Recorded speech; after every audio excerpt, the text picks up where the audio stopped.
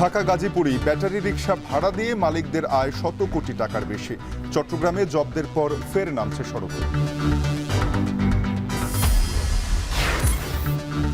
Rana plaza ট্র্যাজেডির এক যুগেও মামলা শেষ না হওয়ায় হতাশা, ক্ষোভ। দ্রুত নিষ্পত্তির দাবি, সাভারের নিহতদের শ্রদ্ধা ভরে স্মরণ। অব্যাহতির পর শিক্ষা মন্ত্রণালয়ে পদত্যাগপত্র পাঠালো কুয়েট ভিসি। ক্যাম্পাসে শিক্ষার্থীদের উচ্ছ্বাস, বিকেলে আনন্দ মিছিল। আগের চেয়ে বাড়লেও ধানের ন্যায্য দাম নিয়ে শঙ্কায় কৃষক। তদারকির আশ্বাস খাদ্য উপদেষ্টার। সারা দেশে ধান সংগ্রহ অভিযান শুরু। এবং কাশ্মীরে পর্যটক হত্যার জেরে ভারত পাকিস্তানের ফের সংঘাতে জড়ানোর শঙ্কা। পাল্টাপাল্টি দোষারোপ নয়াদিল্লি, ইসলামাবাদে।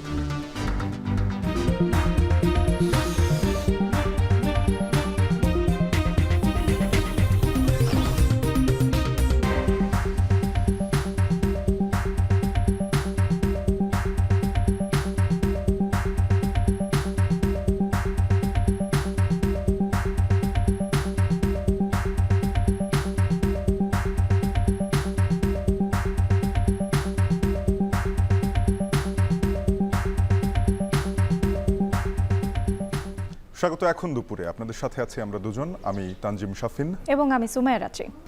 শাফিন, প্রতিদিনই ঢাকা ও গাজীপুরে কিন্তু ব্যাটারি চালিত রিকশা আমরা দেখতে পাচ্ছি। এই রিকশা ভাড়া দিয়ে কিন্তু মালিকদের আয় প্রায় 120 কোটি টাকারও বেশি। তবে প্রশ্ন হচ্ছে, কার পকেটে যায় এই বিশাল অঙ্কের টাকা? রাজপথে ত্রাসের রাজত্ব করা এই ব্যাটারি চালিত রিকশাগুলোর চার্জের জন্য দেশের মোট বিদ্যুৎ চাহিদা অনেকটা বেড়ে গেছে। তো বিগত বছরগুলোতে সেই প্রমাণ পাওয়া যায়। তবে ডিপিডিসির চোখ ফাঁকি দিয়ে কিভাবে এই ব্যাটারি চালিত রিকশাগুলো চলছে, চার্জ হচ্ছে, তাই খুঁজেছেন সহকর্মী হৃদয় আহমেদের ক্যামেরায় আরিফ হোসেন। আমরা দেখব।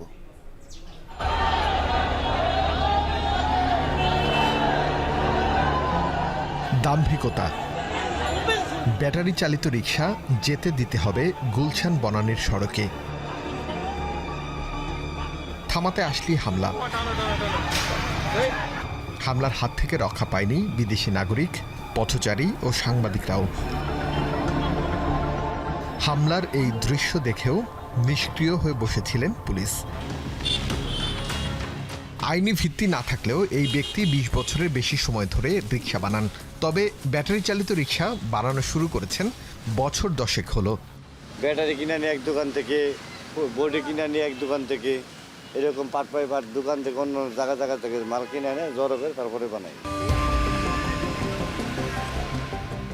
সড়ক ঘুরে দেখা গেল পায়ে চালানো রিকশার সংখ্যা কমছে আশঙ্কাজনকভাবে।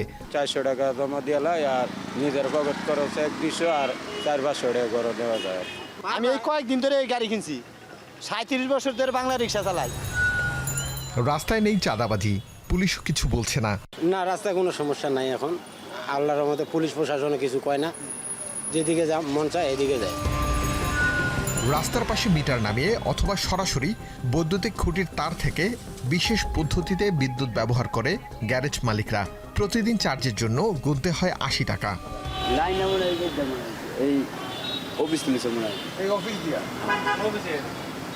অফিসের কোনো লাইন নেই। আমি অফিসের লোক না।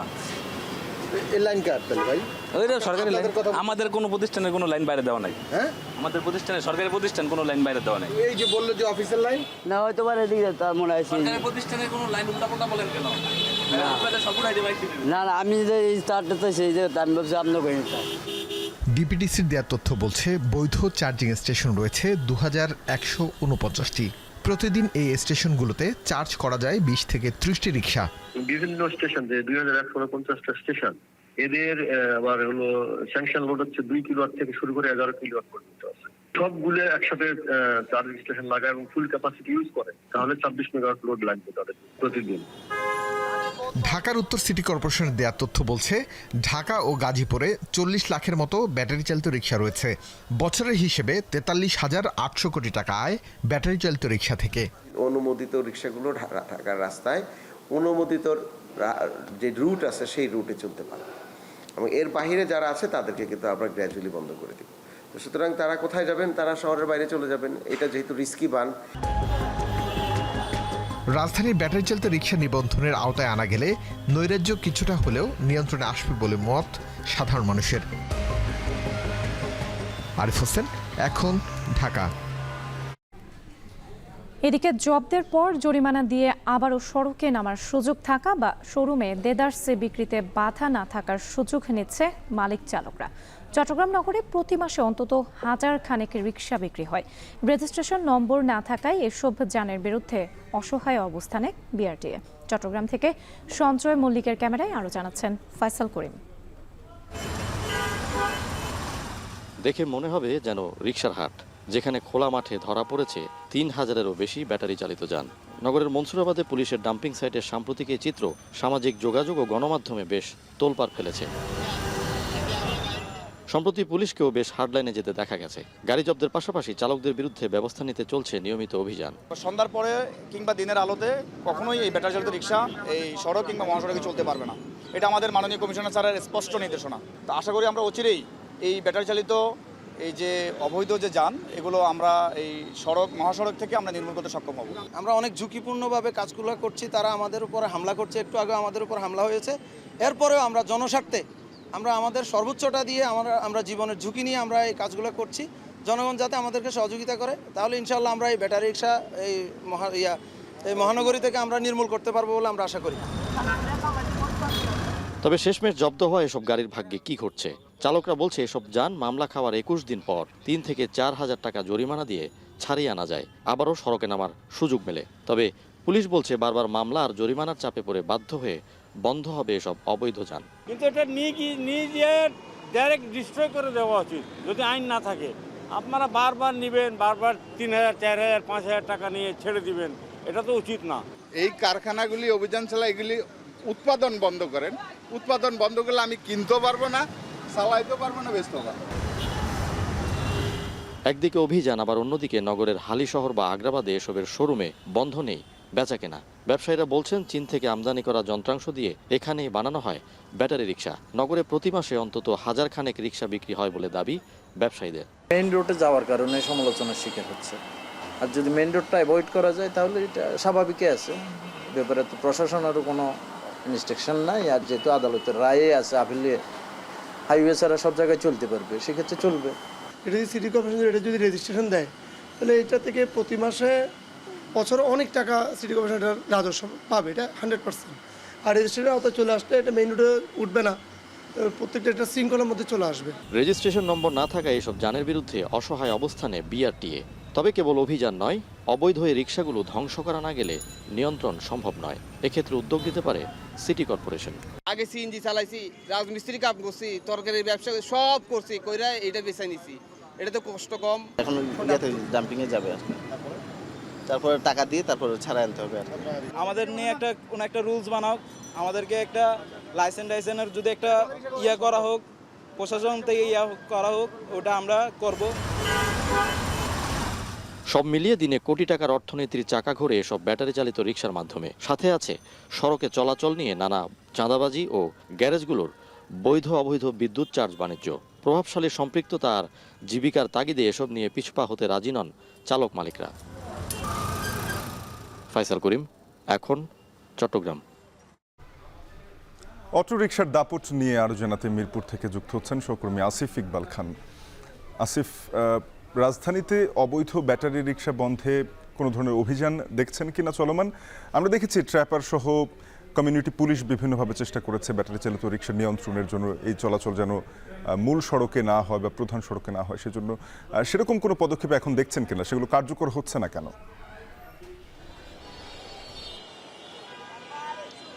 শাফিন যেমনটি বলছিলেন, এই ব্যাটারি চালিত অটোরিকশা কিন্তু রাজধানীবাসীর জন্য জনদুর্ভোগের নতুন একটি কারণ হয়ে দাঁড়িয়েছে, এবং এই জনদুর্ভোগ দূর করতে কিন্তু পুলিশ, বিশেষ করে ট্রাফিক পুলিশের পক্ষ থেকে কিন্তু বিভিন্ন ধরনের অভিযান আমরা দেখছি গত কয়েকদিন ধরেই। সেই অভিযানে কিন্তু আমরা দেখেছি গত কিছুদিন ধরে রাজধানীতে চলছে। আজকে আমরা এখন আছি মিরপুর 10 নম্বর গোলচত্বর এলাকায়। এখানে ব্যাটারি চালিত অটোরিকশার বিরুদ্ধে তেমন কোনো অভিযোগ না দেখলেও আমরা কিন্তু দেখেছি যে বিচ্ছিন্নভাবে কিন্তু ব্যাটারি চালিত অটোরিকশা অটোরিকশার বিরুদ্ধে ট্রাফিক পুলিশের পক্ষ থেকে ব্যবস্থা নেওয়া হচ্ছে। আমরা যদি আমাদের সহকর্মীর মাধ্যমে আমাদের ক্যামেরার চোখে দেখাই, এই যে মিরপুর 10 নম্বর গোলচত্বরের ওভারব্রিজের উপর থেকে আমরা দেখছি যে সড়কটি কিন্তু পুরোটাই আসলে ব্যাটারি চালিত অটোরিকশার দখলে। যদি আপনারা দেখেন পুরো সড়কটিতে অন্য কোনো যানবাহন চলাচল করার মতো কিন্তু জায়গাটুকু কিন্তু এখানে দেখা যাচ্ছে না।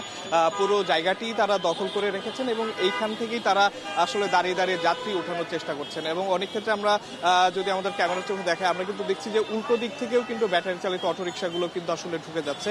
এবং আমরা এখানে সকাল থেকেই আছি মিরপুর 10 নম্বর গোলচত্বর এলাকায়, এবং আমরা সকাল থেকেই কিন্তু বেশ কয়েকটি দুর্ঘটনাও দেখেছি যে ক্ষেত্র বিশেষে পথচারীর গায়ের উপরে রিক্সা উঠিয়ে দেওয়া থেকে শুরু করে বাইকারদের সাথে তর্কাতর্কি ঝামেলা, এগুলো কিন্তু হরদম লেগেই আছে। এবং এই ব্যাটারি চালিত অটোরিকশা গত 5ই আগস্ট পট পরিবর্তনের পর থেকে আইন শৃঙ্খলা রক্ষাকারী বাহিনীর যে শিথিলতা, সেই শিথিলতা থেকে কিন্তু এই অটোরিকশার যে দৌরাত্ম্য সেটি কিন্তু অনেকাংশে বেড়ে গেছে বলে বলছেন নগরবাসী। তারা বলছেন, তাদের সাথে কথা বলে আমরা যতটুকু জানতে পেরেছি, তারা বলছেন যে এই অটোরিকশার দৌরাত্ম্যে আসলে তাদের জন্য সড়কে চলাচল করাটাই আসলে দুরূহ হয়ে গেছে।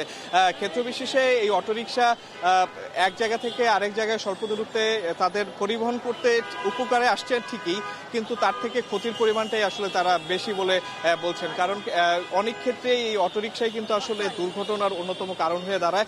এবং রাজধানীর অলিগুলি থেকে কিন্তু প্রধান সড়ক, সেই সবখানেই কিন্তু আসলে এই ব্যাটারি চালিত অটোরিকশা দেখা যাচ্ছে। এবং তাদের নিয়ন্ত্রণ করাটা আসলে ট্রাফিক পুলিশ থেকে শুরু করে কার পক্ষেই আসলে খুব একটা সম্ভব হচ্ছে না।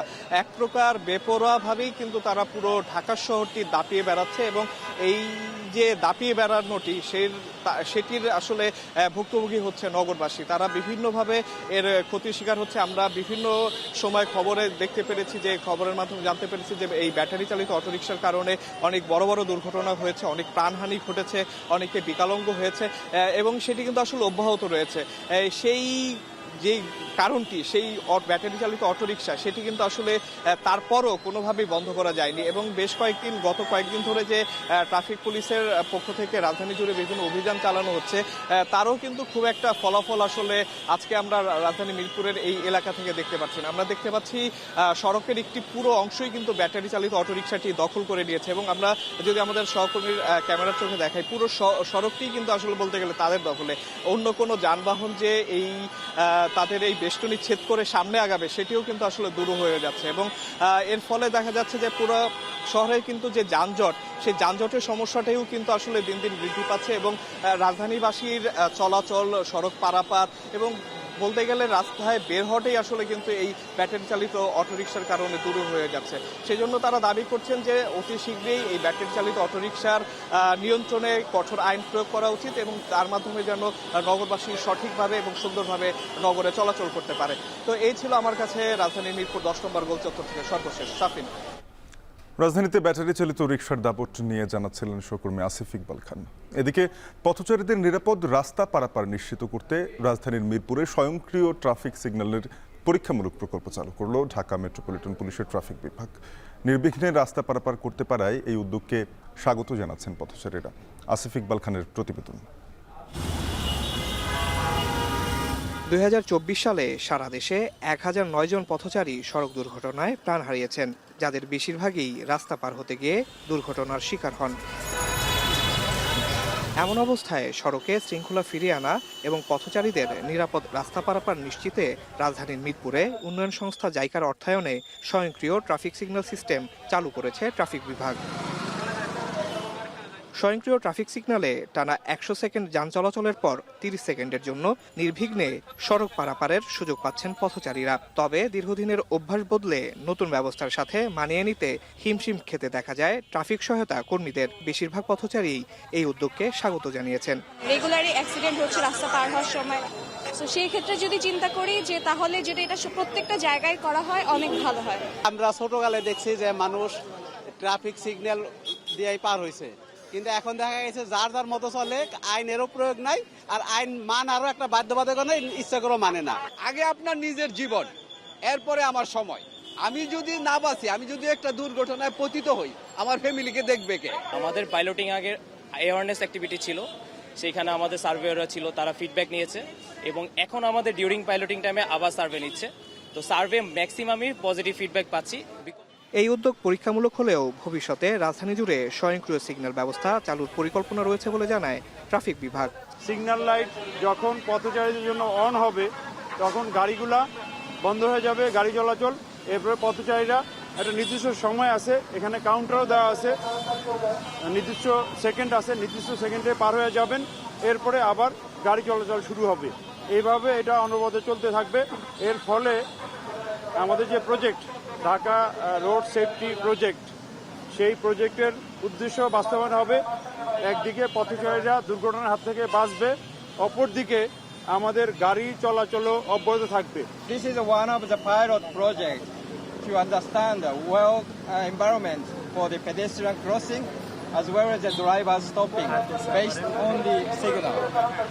So we hope try to find out this is good for Dhaka and in future to expand. রাজধানীতে মোট 22 পয়েন্টে এমন স্বয়ংক্রিয় সিগন্যাল বাতি চালুর প্রকল্প নিয়ে কাজ করছে ট্রাফিক বিভাগ। এর মধ্য দিয়ে সড়কে শৃঙ্খলা ফেরার পাশাপাশি যানজট ও দুর্ঘটনা কমবে বলে আশা করছে কর্তৃপক্ষ। আসিফ ইকবাল খান, এখন, ঢাকা। শুরুতেই কাতারে অনুষ্ঠিত আর্থনা শীর্ষ সম্মেলনের খবর। বাংলাদেশে বিনিয়োগ করতে বিদেশি বিনিয়োগকারীদের আহ্বান জানিয়েছেন প্রধান উপদেষ্টা ডক্টর ইউনূস। কাতার সফরে বিভিন্ন দেশের বিনিয়োগকারীদের সাথে রুদ্ধদ্বার বৈঠকে তিনি এ আহ্বান জানান। বুধবার কাতারের রাজধানী দোহায় এ বৈঠক অনুষ্ঠিত হয়। এ সময় বাংলাদেশে বিনিয়োগ করতে উৎসাহিত করেন প্রধান উপদেষ্টা। তিনি বলেন, অন্তর্বর্তী সরকার বাংলাদেশকে অর্থনৈতিক হাব হিসেবে তৈরি করতে যাচ্ছে। এ সময় বিনিয়োগকারীরাও বাংলাদেশে বিনিয়োগের আগ্রহ দেখায়। বিশেষ করে বিভিন্ন পণ্য উৎপাদন, জ্বালানি, ব্যাংকিং ও পর্যটনে বিনিয়োগের সম্ভাবনাকে কাজে লাগাতে চান বিনিয়োগকারীরা। প্রধান উপদেষ্টার বৈঠকে উপস্থিত ছিলেন মালদ্বীপের সাবেক সহকারী প্রধানমন্ত্রী, মালয়েশিয়া ও কাতারের রয়্যাল পরিবারের সদস্যসহ প্রবাসী বাংলাদেশিরা।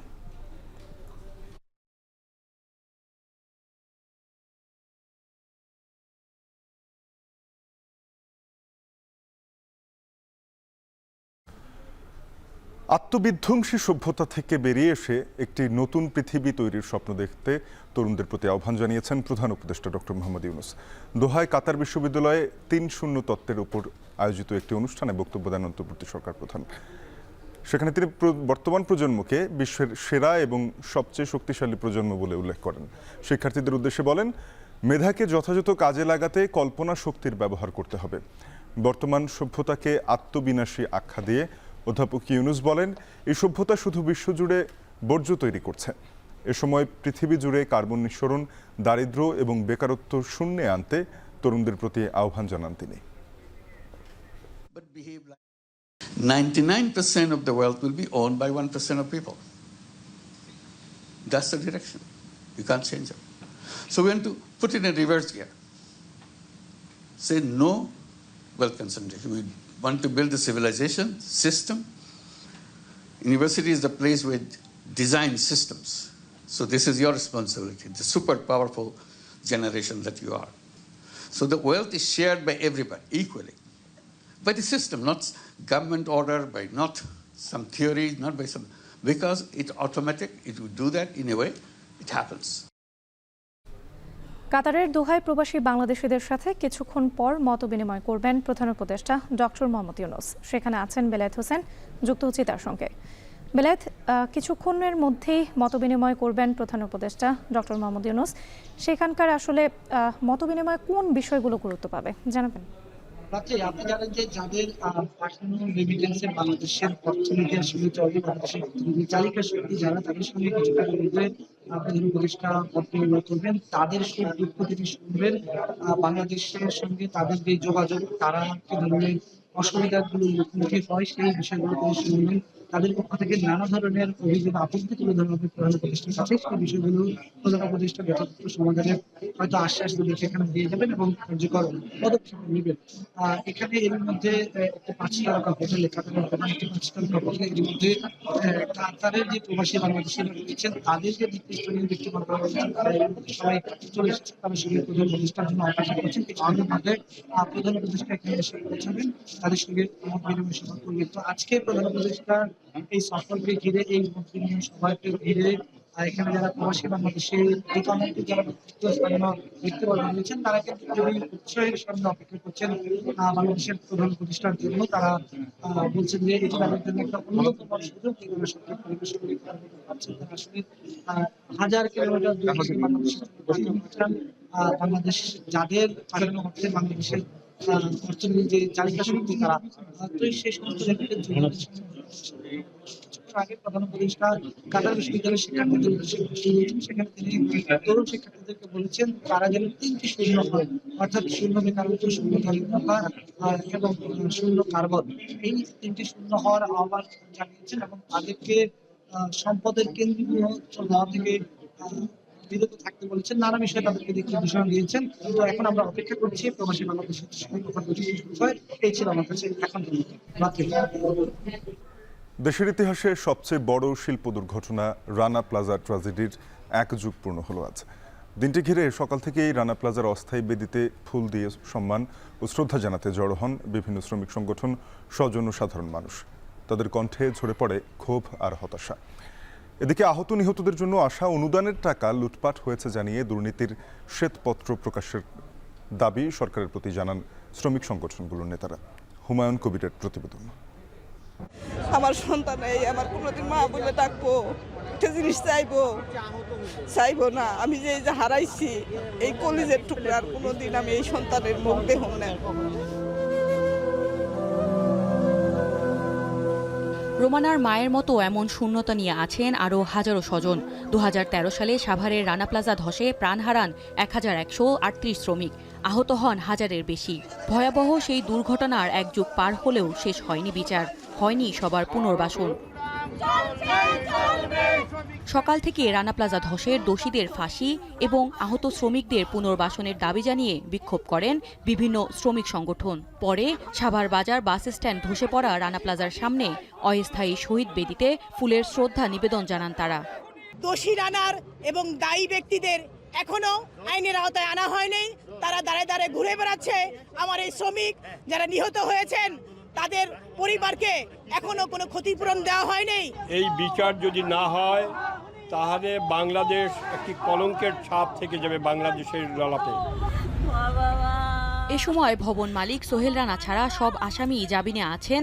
অভিযোগ করে বিচারিক দীর্ঘসূত্রিতায় হতাশা প্রকাশ করে নিহতের স্বজন ও আহতরা। আমরা এখানে আসছি, আমাদের ন্যায্য দাবি, আমাদের পাওনা সরকারতে আমাদের দিয়ে দিক, আমাদের পুনর্বাসন করে দিক।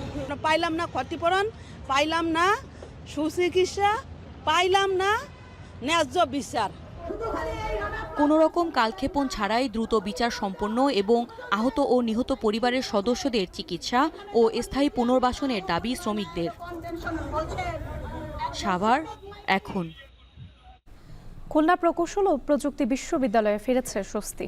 ভিসি ও প্রভিসির দায়িত্ব থেকে অব্যাহতির প্রক্রিয়া শুরু হয় শিক্ষার্থীদের মুখে এখন বিজয়ের হাসি। এদিকে অব্যাহতি দেওয়ার পর শিক্ষা মন্ত্রণালয়ে পদত্যাগপত্র জমা দিয়েছেন উপাচার্য। দীর্ঘ 57 ঘন্টার অনশন আর 2 মাসের আন্দোলনের পর সকাল থেকেই ক্যাম্পাসে উল্লাস করছে শিক্ষার্থীরা। বিকেলে ডাকা হয়েছে আনন্দ মিছিল। এদিকে নিরাপত্তা জোরদার করা হয়েছে ক্যাম্পাস জুড়ে, জানান ছাত্র কল্যাণ পরিচালক। আগামী 4 মে থেকে শিক্ষা কার্যক্রম শুরু হবে বলেও আশাবাদ ব্যক্ত করেন তিনি।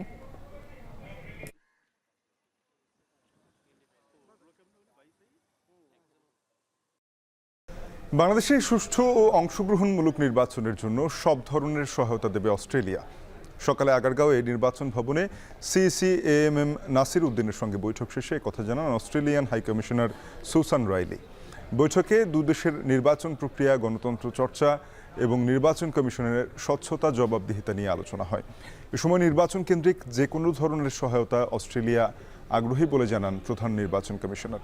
ভোটার তালিকা হালনাগাদ সহ আন্তর্জাতিক পর্যবেক্ষকদের নিয়েও আলোচনার কথা জানান তিনি।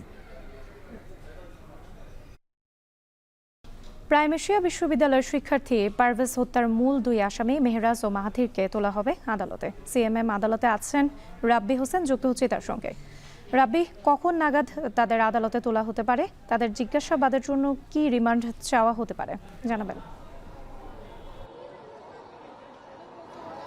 রাত্রি গত 19 এপ্রিল প্রাইম এশিয়া বিশ্ববিদ্যালয়ের শিক্ষার্থী জাহিদুল ইসলাম পারভেজকে হত্যা করা হয়, সেই হত্যার তার ভাই বাদী হয়ে একটি মামলা করেছিলেন বনানী থানায়। সে মামলায় আমরা দেখেছি যে 8 জনকে এজাহার নামেও আসামি করা হয়েছে। মূলত এই যে মূল দুই আসামি মাহাথির ও মেহেরাজকে গতকালকে গ্রেপ্তার করা হয়েছে। মেহেরাজকে গাইবান্ধা থেকে গ্রেপ্তার করা হয়েছে, আর মাহাথিরকে গ্রেপ্তার করা হয়েছে চট্টগ্রাম থেকে। চট্টগ্রামের হালিশহর থানা পুলিশের সহযোগিতায় ডিএমপির একটি টিম, আভিযানিক টিম তাকে গ্রেপ্তার করা হয়। তবে আজকে আমরা যতটুকু জানতে পেরেছি যে মাহাথিরকে আজকে আদালতে আনা হবে এবং তাকে মূলত এই বনানী থানায় হস্তান্তর করা হয়েছে এবং কিছুক্ষণের মধ্যেই তাকে আজকে আদালতে আনা হবে। তবে কতদিনের রিমান্ড চাওয়া হয় বা তাদেরকে রিমান্ড চাওয়া হবে কি হবে না সে বিষয়টি এখন পর্যন্ত নিশ্চিতভাবে বলা সম্ভব হচ্ছে না, কারণ যেহেতু এখনও তাদেরকে আদালতে বা হাজতে নিয়ে আসা হয়নি। তবে দুই আসামিকেই নিয়ে আসা হবে কিনা এই বিষয়টি এখনও নিশ্চিত নয়, কারণ যেই মেহেরাজ যে প্রথম আসামি, 1 নম্বর আসামি, আর মাহাথির হচ্ছে 3 নম্বর এজাহার নামীয় আসামি। এই মেহেরাজকে গাইবান্ধা থেকে গ্রেপ্তার করেছে র্যাব 1-এর একটি আভিযানিক দল গ্রেপ্তার করেছে। মূলত তারা এই বনানী থানার কাছে হস্তান্তর করেছে কিনা এই বিষয়টি এখন পর্যন্ত জানানো হয়নি, কারণ র্যাব একটি সংবাদ সম্মেলন করার কথা রয়েছে। তারা এই বিষয়ে একটি সংবাদ সম্মেলন করবেন এই গ্রেপ্তারের বিষয়ে। তবে এখন পর্যন্ত এই যে পারভেজকে হত্যার যে 8 জন বা এই যে মামলা করেছেন তার ভাই, মোট 5 জন গ্রেপ্তার হয়েছে। প্রথম 2 দিন পরে গ্রেপ্তার হয়েছিল 3 জন, বিভিন্ন জায়গায় ঢাকা থেকে মূলত তাদেরকে গ্রেপ্তার করা হয়েছিল, আর গতকালকে 2 জন গ্রেপ্তার করা হয়েছে। এই মামলায় মোট এখন পর্যন্ত 5 জনকে গ্রেপ্তার করা হয়েছে।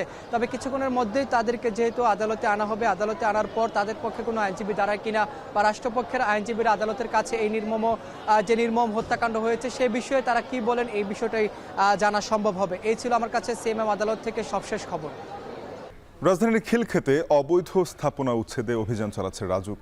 সেখানকার বিস্তারিত জানাতে আমাদের সঙ্গে যুক্ত হচ্ছেন সহকর্মী ওমর ফারুক। ওমর, এখনো পর্যন্ত অনুমোদনহীন কতটি ভবনের বিরুদ্ধে ব্যবস্থা নেওয়া হয়েছে?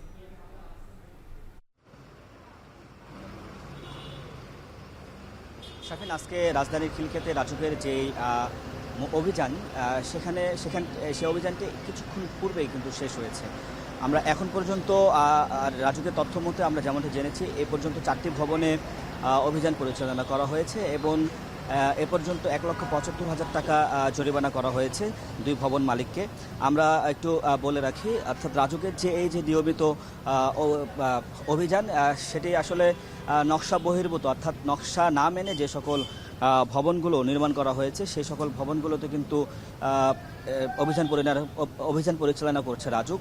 এরই অংশ হিসেবে আজকে রাজধানীর খিলক্ষেতের নামাপাড়ায় অভিযান পরিচালনা করে, যেখানে 5টি ভবন যেই অতিরিক্ত অংশ অর্থাৎ নকশা না মেনে যেই অংশ নির্মাণ করা হয়েছে সেগুলোকে কিন্তু উচ্ছেদ করা হয়েছে। আপনি যেমনটি দেখতে পাচ্ছেন যে এই যে আমরা যে ভবনটিতে আছি কিছুক্ষণ পূর্বে এখানে কিন্তু অভিযান পরিচালনা করে এবং এই ভবনের যে অতিরিক্ত অংশ অর্থাৎ নকশার বাহিরে যে অংশ সেই অংশের যে স্থাপনাগুলো রয়েছিল সেগুলো কিন্তু আসলে এক্সকাভেটর দিয়ে ভেঙে ফেলা হয়।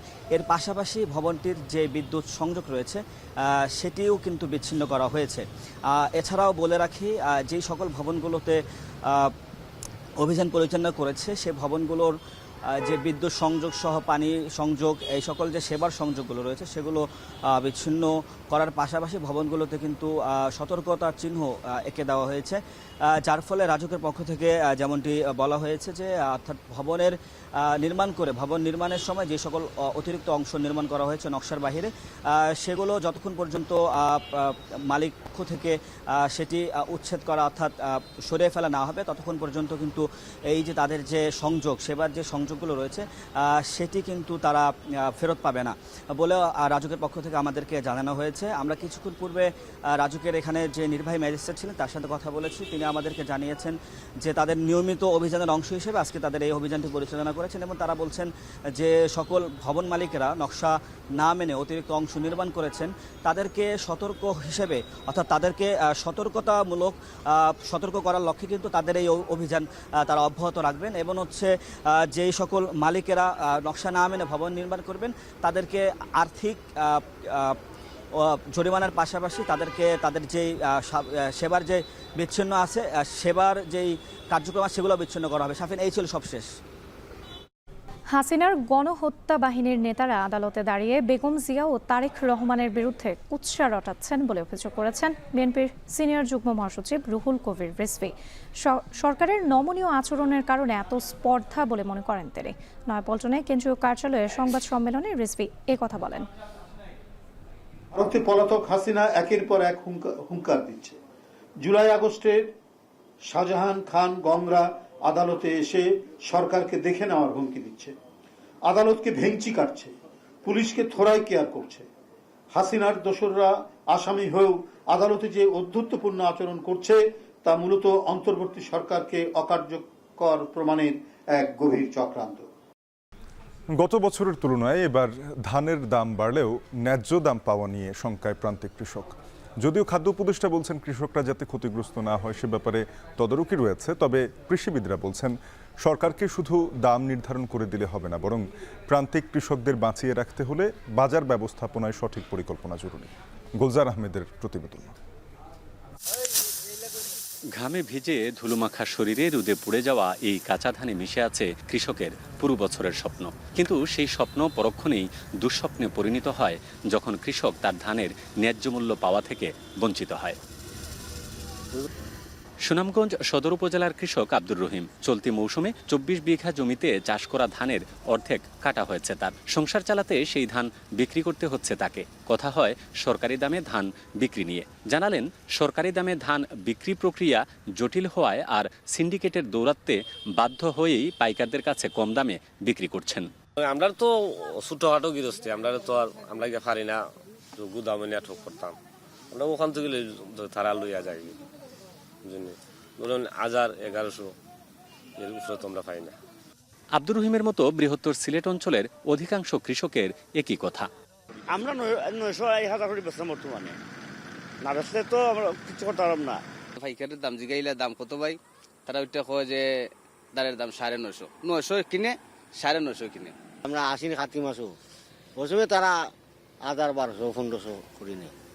সিলেট বিভাগের ৪ জেলায় এবার ধানের উৎপাদনের লক্ষ্যমাত্রা ২০,৪১,০০০ টন হলেও সরকার এই অঞ্চল থেকে নির্ধারিত দামে সংগ্রহ করবে মাত্র ৩২,০০০ টন, যা মোট উৎপাদনের ১%-ও কম। তারপরও কৃষকরা যাতে উপকৃত হয় সেজন্য সংশ্লিষ্ট দপ্তরগুলো কৃষকদের স্বার্থেই কাজ করছে বলে জানান কর্মকর্তারা। কৃষকরা যাতে কোনো হয়রানি না হয় এই ব্যাপারে আমরা আমাদের নির্দেশনা দেওয়া আছে এবং আমাদের সকল পর্যায়ের কর্মকর্তাগণ আমরা সচেষ্ট আছি। কৃষকের হয়রানি, মিলারের কোনো অভিযোগ বা মিলারকে কোনো ডিপ্রাইভ করা বা চালের কোয়ালিটির ক্ষেত্রে কেউ যদি কোনো অনিয়ম করে, সব ধরনের আমাদের নির্দেশনা আমাদের কর্মকর্তাদের দেওয়া হয়েছে। কৃষিবিদরা বলছেন প্রতি বছর হাওর অঞ্চলে যে পরিমাণ ধান উৎপাদন হয় তার নামমাত্র সরকার সংগ্রহ করায় মধ্যস্বত্বভোগীরা সেই সুযোগ নেয়। এতে প্রকৃত দাম থেকে বঞ্চিত হন প্রান্তিক কৃষকরা। তাদের মতে ধান সংগ্রহের লক্ষ্যমাত্রা বৃদ্ধি সহ বাজার মনিটরিং ব্যবস্থা জোরদার করার, যেন কৃষকরা ঠিকভাবে বাজারের প্রোডাক্টগুলো মানে তার ধানগুলা বা শস্যগুলা নিয়ে যেতে পারে, সেখানে পর্যাপ্ত পরিমাণে দাম পায়। অব্যবস্থাপনাগুলো দেখি সেগুলো খুব শক্ত হাতে আসলে দমন করা উচিত।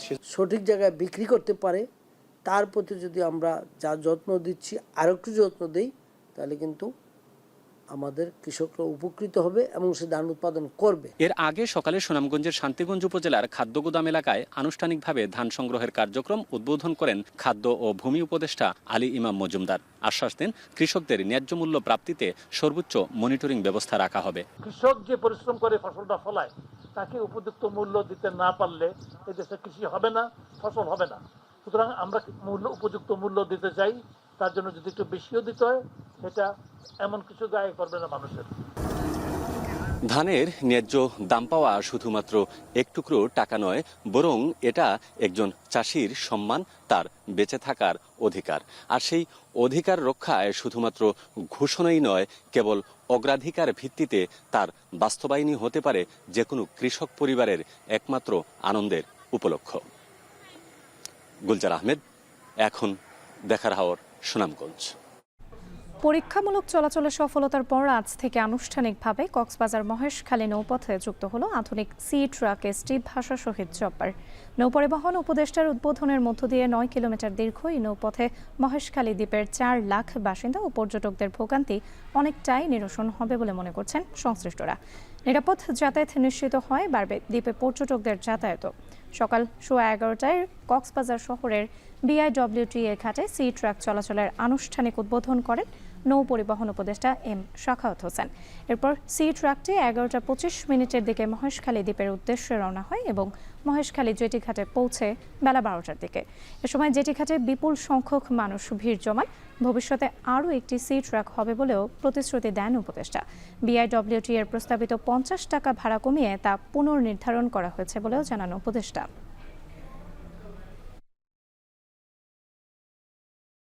এবারে দেশের বাইরের খবর। কাশ্মীর ইস্যুতে ফের সংঘাতে জড়াতে পারে ভারত পাকিস্তান, এমনটাই আশঙ্কা আন্তর্জাতিক বিশ্লেষকদের। পাকিস্তানের সেনাপ্রধানের সাম্প্রতিক বক্তব্যের সঙ্গে পেহেলগামে হামলার যোগসূত্র রয়েছে কিনা তা খতিয়ে দেখছে নয়াদিল্লি। যদিও জম্মু কাশ্মীরে পর্যটকদের উপরে হামলা ইস্যুতে পাকিস্তানের বিরুদ্ধে গভীর ষড়যন্ত্র হয়েছে বলে দাবি ইসলামাবাদের। এদিকে হামাসের হামলার জবাবে ইসরায়েল যেভাবে গাজায় অভিযান চালিয়েছে, ঠিক একইভাবে কাশ্মীর ইস্যুতেও পাকিস্তানকে ভারতের কড়া জবাব দেওয়া উচিত বলে মন্তব্য করেছেন পেন্টাগনের সাবেক কর্মকর্তা মাইকেল রুবিন। বিস্তারিত জানাবেন জাহানারা ভূঁইয়া। পর্যটকদের উপর ভয়াবহ সন্ত্রাসী হামলায় একদিনেই ভূস্বর্গ থেকে নরকে পরিণত হয়েছে ভারতের জম্মু কাশ্মীর। আর এই ঘটনা কেন্দ্র করে নতুন করে উত্তেজনার পারদ ছড়িয়েছে ভারত পাকিস্তান সম্পর্কে। এরই মধ্যে পাকিস্তানের নাগরিকদের ভারত ত্যাগ, ওয়াগা বর্ডার বন্ধ, পানি চুক্তি বাতিল সহ ইসলামাবাদকে কড়া জবাব দিয়েছে নয়াদিল্লি। পাকিস্তানের উপর ভারতের এসব নিষেধাজ্ঞা ছাড়াও সরাসরি সংঘাতে জড়াতে পারে নয়াদিল্লি, এমনটাই মত বিশ্লেষকদের। আর এতে গোটা জম্মু কাশ্মীর পরিণত হতে পারে আরেকটি নতুন গাজায়, এমন আশঙ্কাও অনেকের। মার্কিন এই সাবেক পেন্টাগন কর্মকর্তা আরও দাবি করেন, পাকিস্তানের সেনাপ্রধানের সবুজ সংকেতেই পেহেলগামে পর্যটকদের উপর এ ধরনের হামলা হয়েছে। আর তাই ইসরায়েল যেভাবে হামাসকে জবাব দিয়েছে, ঠিক একইভাবে কাশ্মীর ইস্যুতেও পাকিস্তানকে ভারতের দাঁত ভাঙা জবাব দেওয়া উচিত বলেও মত তার। অন্যদিকে মার্কিন ভাইস প্রেসিডেন্ট জেডি ভ্যান্স যখন ভারতে, ঠিক তখন জম্মু কাশ্মীরের সন্ত্রাসী হামলার নাটক সাজিয়ে পাকিস্তানের বিরুদ্ধে নতুন ষড়যন্ত্রে মেতেছে ভারত, এমনটাই অভিযোগ ইসলামাবাদের। वाइस प्रेसिडेंट ऑफ अमेरिका जो है वो तशरीफ लाए हैं हिंदुस्तान। अब उनको क्या पैगाम देना है वो ये कि देखें किस तरह मकबूजा कश्मीर में भारतीय सयाहों को कत्ल किया जा रहा है। फिर आप ये भी देखिए कि इस मौके पे टाइमिंग आप देखिए। কাশ্মীরের স্বাধীনতার দাবিতে ভারত ও পাকিস্তানের মধ্যে এর আগে দুইবার সরাসরি যুদ্ধে জড়িয়েছে পাকিস্তান ও ভারত। প্রয়োজনে সামনের দিনগুলোতে কাশ্মীরের হয়ে লড়াই করতে পিছপা হবে না ইসলামাবাদ। সম্প্রতি এমন মন্তব্য করেন দেশটির সেনাপ্রধান। জাহানারা ভূঁইয়া, এখন বিশ্ব। শেষ করব এখন দুপুর। যাওয়ার আগে শিরোনামগুলো আরও একবার।